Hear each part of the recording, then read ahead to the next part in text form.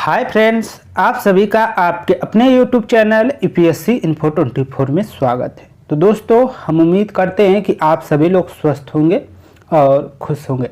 Friends, ये जो video है पीजीटी नागरिक शास्त्र का भाग 217 है। तो अगर आप TGT, PGT, LT grade, GIC और असिस्टेंट प्रोफेसर की तैयारी कर रहे हैं तो ये वीडियो आपके लिए है। दोस्तों, आज का पहला नंबर क्वेश्चन 51 नंबर से शुरू होगा और क्वेश्चन के साथ आपको क्वेश्चन का व्याख्या भी देखने को मिलेगा। क्वेश्चन है, निम्नलिखित में से किसने राज्य के आधार और अधिसंरचना के सिद्धांत को प्रतिपादित किया? ऑप्शन ए है मार्क्स ने, बी है लेनिन ने, सी है स्टेलिन ने, डी है माओ त्से तुंग ने। तो 51 का आंसर ए सही हो जाएगा, मार्क्स ने। तो मार्क्स ने राज्य के आधार और अधिसंरचना के सिद्धांत को प्रतिपादित किया है। ऑप्शन ए सही है। व्याख्या देख लीजिए। राज्य के आधार और अधिसंरचना के सिद्धांत का प्रतिपादन मार्क्स ने किया। मार्क्स के अनुसार समाज के दो तत्व हैं, आधार और अधिसंरचना। मार्क्स का मानना है कि समाज का प्रमुख तत्व आधार है, अर्थात उत्पादन प्रणाली। आधार में परिवर्तन से अधिसंरचना अर्थात सामाजिक कानून, राजनीतिक, धार्मिक व्याख्या में परिवर्तन आता है। आगे देखते हैं 52 number question. A theory of justice के लेखक हैं। ए थ्योरी ऑफ जस्टिस के लेखक कौन है, ये बताना है। ऑप्शन ए है मैकफर्सन, ऑप्शन बी है राल्स, ऑप्शन सी है नोजिक, ऑप्शन डी है चार्ल्स टेलर। तो आंसर हो जाएगा आपका बी सही हो जाएगा। यह राल्स की पुस्तक का नाम है ए थ्योरी ऑफ जस्टिस। के लेखक कौन है? तो राल्स महोदय हैं, इनको याद रखिएगा। व्याख्या देख लीजिए। ए थ्योरी ऑफ जस्टिस नामक पुस्तक के लेखक जॉन राल्स हैं। कौन है? तो जॉन राल्स हैं। 53 नंबर क्वेश्चन। निम्नलिखित में कौन आदर्शवादी विचारक हैं? निम्नलिखित में कौन आदर्शवादी विचारक हैं? ऑप्शन ए है मिल, ऑप्शन बी है बेंथम, ऑप्शन सी है लास्की और ऑप्शन डी है हीगल। तो आंसर क्या हो जाएगा दोस्तों 53 का? डी सही हो जाएगा। हीगल का ये विचारधारा है या आदर्शवादी विचारक हैं हीगल। हीगल क्या है? एक आदर्शवादी विचारक हैं। व्याख्या देख लीजिए। आदर्शवाद के अंतर्गत यह विश्वास किया जाता है कि इस जगत में जिन भी वस्तुओं का अस्तित्व है वे भौतिक वस्तुएं नहीं हैं, बल्कि वे केवल मानसिक वस्तुएं अर्थात प्रत्यय या विचार तत्व हैं। आदर्शवाद के आरंभिक संकेत प्राचीन यूनानी दार्शनिक प्लेटो के चिंतन में ढूंढे जा सकते हैं। हीगल भी 19वीं शताब्दी का आदर्शवादी जर्मन विचारक था। आगे चलते हैं 54 नंबर क्वेश्चन। सामाजिक समझौता सिद्धांत संबंधित है। सामाजिक समझौता सिद्धांत किससे संबंधित है, ये बताना है। ऑप्शन ए है राज्य की प्रकृति से, ऑप्शन बी है राज्य के कार्य से, ऑप्शन सी है राज्य के उद्देश्य से, ऑप्शन डी है राज्य की उत्पत्ति से।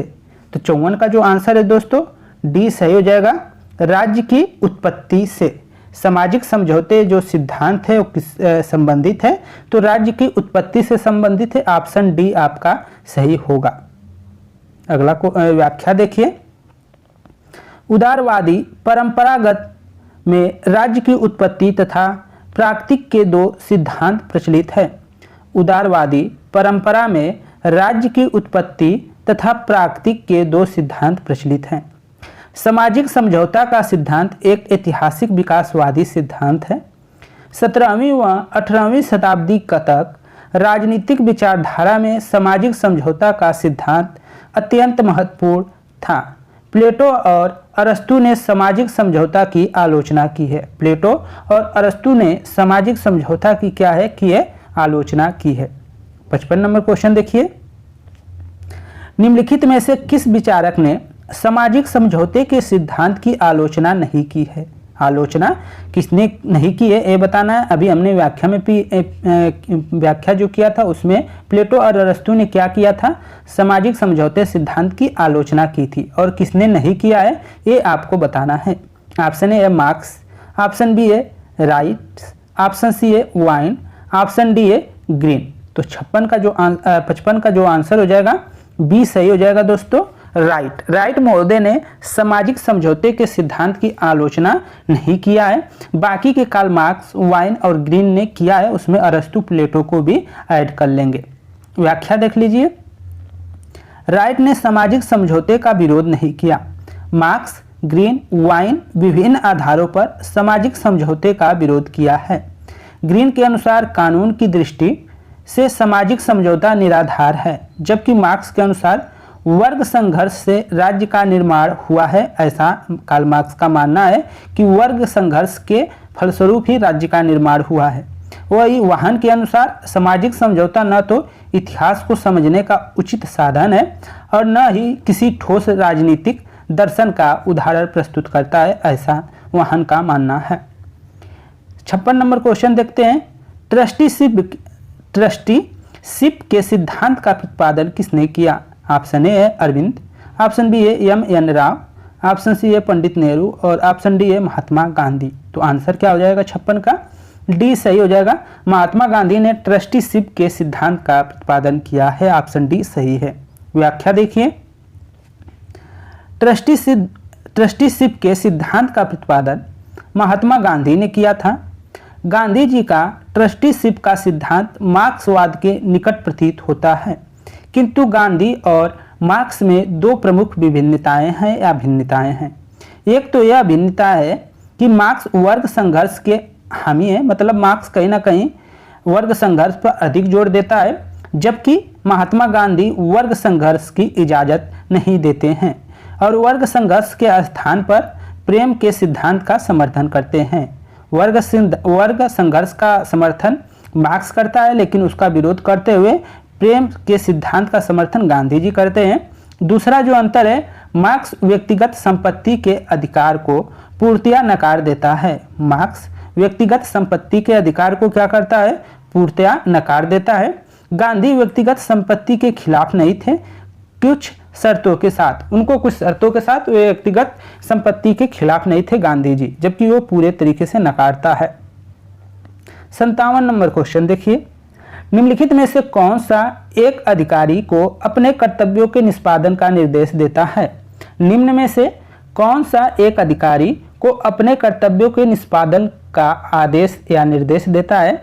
ऑप्शन ए है अधिकार परीक्षा, बी है परमादेश, सी है उत्प्रेक्षण, डी है प्रतिषेध। तो आंसर क्या हो जाएगा दोस्तों? 57 का बी सही आंसर हो जाएगा, परमादेश। परमादेश क्या है? आंसर हो जाएगा। व्याख्या देख लीजिए। परमादेश का शाब्दिक अर्थ है हम आदेश देते हैं। इसके तहत न्यायालय किसी व्यक्ति, लोक पदाधिकारी, अधीनस्थ न्यायालय, सरकार या निगम को उनके विधिक, सांविधिक या लोक कर्तव्यों को करने का या अवैध रूप से न करने का आदेश किया जाता है। इस रीट का प्रयोग एक ऐसे अधिकारी को आदेश देने के लिए किया जाता है जो सार्वजनिक कर्तव्यों को करने से इनकार या उपेक्षा कर देता है, तब यह सर्वोच्च न्यायालय या उच्च न्यायालय ऐसे रीट को जारी करते हैं। अगला है क्वेश्चन। फेडरेशन वर्सेस फ्रीडम नामक पुस्तक के रचनाकार कौन थे? फेडरेशन वर्सेस फ्रीडम नामक पुस्तक के रचनाकार कौन थे, ये बताना है।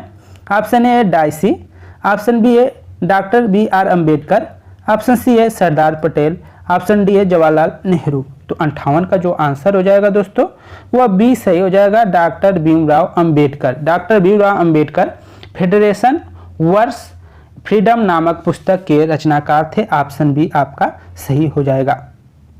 व्याख्या देखिए। फेडरेशन वर्सेस फ्रीडम नामक पुस्तक डॉक्टर बी.आर. अम्बेडकर की है। Doctor B R. अम्बेडकर साहब के नाम से लोकप्रिय भारतीय विधिवेत्ता, अर्थशास्त्री, राजनीतिक और समाज सुधारक थे। द सुद्रास भी उनकी एक पुस्तक का नाम है, याद रखेंगे। अगला क्वेश्चन है, किसने मिल को एक विरक्त प्रजातांत्रिक कहा है? किसने मिल को विरक्त प्रजातांत्रिक कहा है? Option A Sabine, B A C L. Wayper और C A option lord Leviathan और ऑप्शन डी है डेनिंग। तो आंसर क्या हो जाएगा 59 का दोस्तों? बी सही हो जाएगा। सी.एल. वेपर ने मिल को एक विरक्त प्रजातांत्रिक कहा है। व्याख्या देख लीजिए। सी.एल. वेपर ने जेम्स मिल को विरक्त प्रजातांत्रिक दार्शनिक की संज्ञा दी है। इसको नोट कर लीजिएगा, क्वेश्चन पूछा जा सकता है। अगला क्वेश्चन है, निम्नलिखित में से किस पुस्तक में रूसो ने समान इच्छा की अवधारणा का उल्लेख किया है? समान इच्छा की अवधारणा का उल्लेख रूसो ने अपने किस पुस्तक में किया है, ये बताना है। ऑप्शन ए है द इमाइल, ऑप्शन बी है नावले हेलायज 1761, ऑप्शन सी है the social contracts, option D है discourse on the origin of inequality. तो आंसर क्या हो जाएगा 60 का सी सही हो जाएगा। सोशल कॉन्ट्रैक्ट में रूसो ने समान इच्छा की अवधारणा का उल्लेख किया है। तो सोशल कॉन्ट्रैक्ट पुस्तक में व्याख्या देख लीजिए। द सोशल कॉन्ट्रैक्ट में रूसो ने समान इच्छा की अवधारणा का विश्लेषण किया है। समान इच्छा व्यक्तियों की वह यथार्थ इच्छा है जो जन कल्याण पर आधारित होती है। तो फ्रेंड्स, ये थी 10 क्वेश्चन और उसके व्याख्या। अगर क्वेश्चन और वीडियो पसंद आई हो तो वीडियो को लाइक कर दें और चैनल पे आप नए हैं तो दोस्त चैनल को जरूर सब्सक्राइब कर लें। नमस्कार साथियों।